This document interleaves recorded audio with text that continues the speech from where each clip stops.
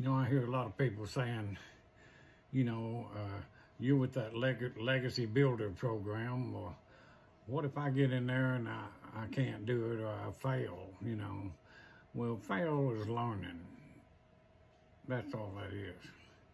But the more serious question you need to ask yourself, I mean, if you're in a bad situation financially or you need more time freedom, whatever your problem is,